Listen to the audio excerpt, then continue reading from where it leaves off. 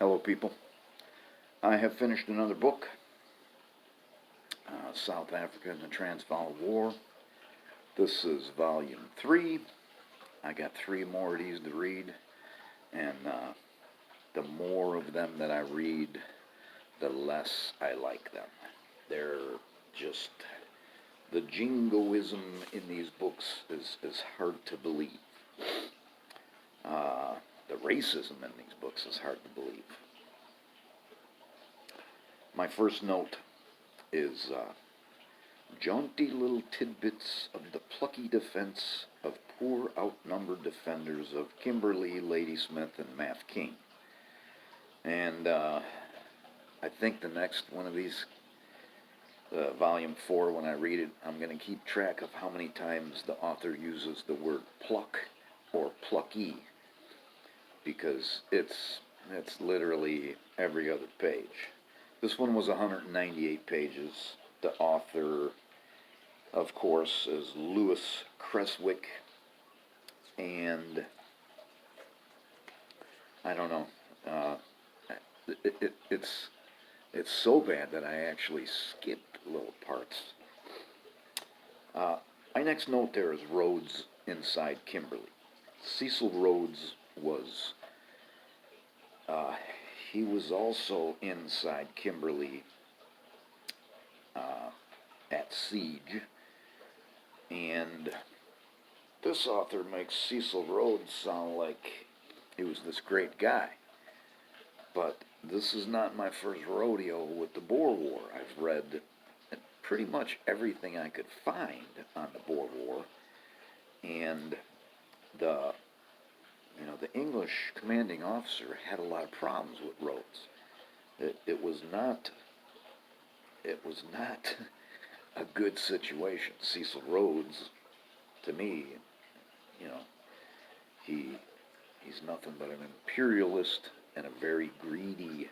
He's avaricious, and of course this author, completely ignores that. This volume goes through Spion Kop, and Spion Kop was this big battle where, again, they try to break through to the relief of Ladysmith, the English. And I don't know, I guess they don't do too bad of a job with Spion Kop, but it's odd to have a book where the entire thing is looked at from the English perspective.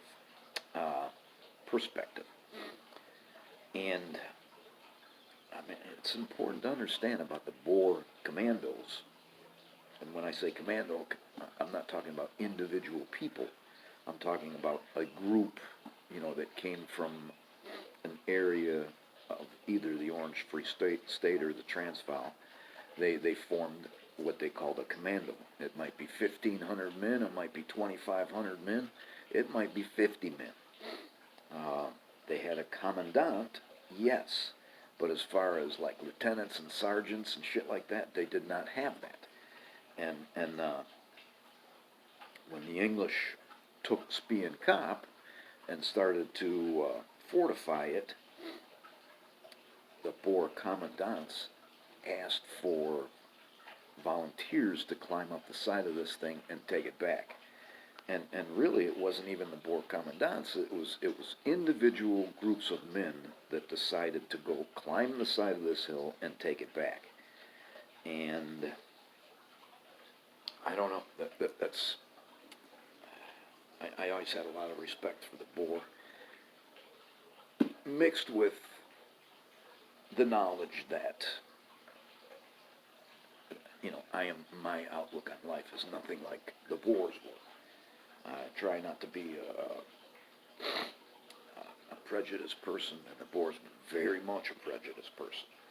On the other hand, out of all the European immigrants that went back to Africa, because we left Africa 100,000 years ago, give or take a few thousand years, the Boer were the only ones that tried to live like an African. They didn't bring Europe with them. They adopted the ways of the indigenous population. Sort of. More than any other group of Europeans. So I got a little bit to read about Spee and Cop. The fucking wind.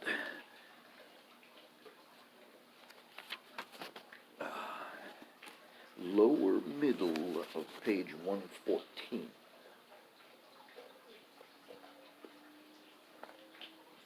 I am reading another book, but it's not another one of these. I'm gonna take a break in between these things, because I can't hardly stand them. Lower middle. Some men. Damn it. Hopefully I didn't write down the wrong page again. Some men, about a score, who had lost their officers, threw down their arms to surrender, but Thornycroft, seeing the act, rushed out to the front and called to the Boer to go on firing. For he commanded on the hill, and he alone would give the word to surrender. The Boers promptly responded. The officer went on to say, luckily, a fresh regiment arrived at our side and restored the battle, but Thornycroft undoubtedly saved a dreadful disaster by conduct so gallant that it recalls the old story of Messieurs de la Garde Française, some kind of fucking French shit. But the real story of Thornycroft was a great big ballsy bastard of he was a colonel, I think, and he was in command there. But his men are being killed left and right, shot in the head because they're being inflated from the Aloe Knoll, which they never even mention. And some of his men, looking around and thinking there's nobody else there, decide to surrender. And the Boer come to collect their prisoners, and Thornycroft actually goes up to them, and I've read this account in numerous other books. Thornycroft tells the Boer, "Take your men back to hell, sir," and which I thought was, I'll never forget that. Again, they accused the Boer of using a white flag as a ruse. They also accused the Boer of using dum-dum bullets. There are colonial troops there, and they accused the Boer of killing the wounded Dutch. There are some Dutch that take the side of the English. And that, I think I might believe, because the Boer did save their special venom for people that they considered traitors. Page 140, midway to the top paragraph.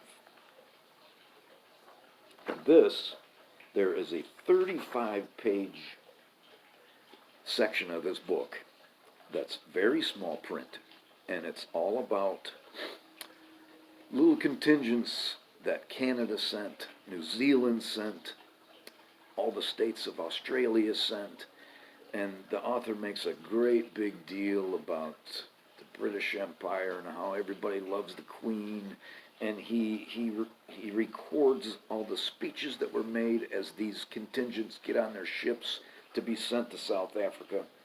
And I literally skipped some of this because it was just an ordeal to read it. But I'm going to read a little bit here. Midway the top paragraph, but the British Empire, the empire of the future, the empire rising with the sun of a new century, is founded in deeper principles than mere sentimental devotion to the land of our fathers. The principle underlying it is the liberty and brotherhood and welfare of man. We conquer and advance. Wild lands come under our sway. Savage races are subjugated or turn to us for protection. But all with what result? With the result that the wastelands are cultivated, the hidden mines of the earth yield up their treasures, continents are spanned by vast railways and brought under the bed of the ocean by electric cables. with the result that the savage is brought under the yoke of civilization, and religion, education, and commerce raise him almost to the level of the European. Can you imagine that? Almost to that level. That's the way these 35 pages go. There's one more thing here. Yeah, I skipped most of this. Page 153.